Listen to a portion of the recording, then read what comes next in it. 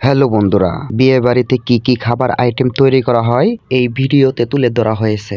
দেরি না করে তো চলুন ভিডিওটি শুরু করা যাক। তো প্রথমে লোকজনকে দুই ভাগে ভাগ হতে হবে। তো প্রথমে মহিলাদের কাজ হচ্ছে পেঁয়াজ, মরিচ, আদা, রসুন কাটা বাছা করতে হবে।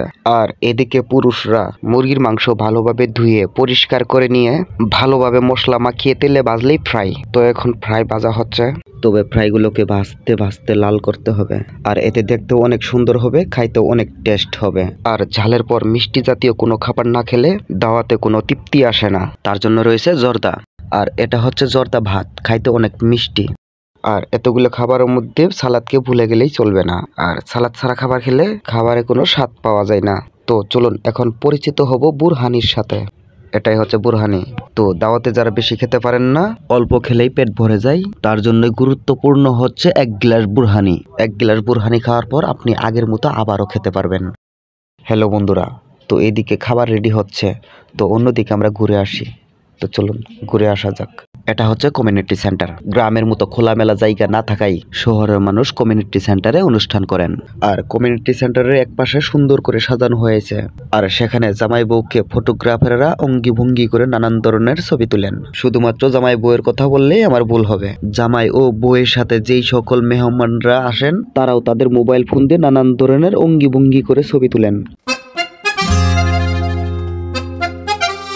আর এটা হচ্ছে উপহার টেবিল। সাধারণত এই টেবিলগুলো সিঁড়ির সামনে রাখেন। আপনি যখন দাওয়াত খেয়ে বের হবেন, আপনার কাছে মনে হবে সুন্দর একটি পানের দোকান আপনার সামনে বসে আছে।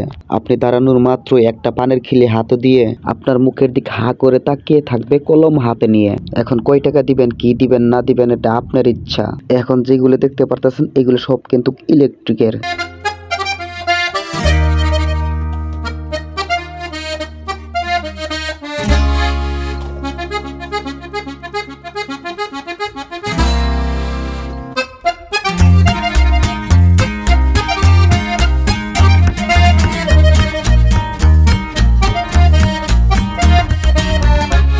আর দাওয়াতের পর মেয়েদের কারণে ছেলেরা ছবি তুলতে চান্সই পায় না।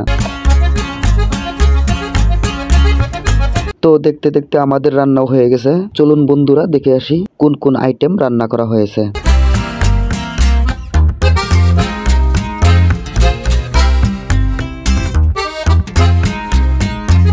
বুরহানি, সালাদ, ভেজিটেবল, ফ্রাই, রোস্ট, রাইস, গরুর রেজালা, জর্দা ভাত।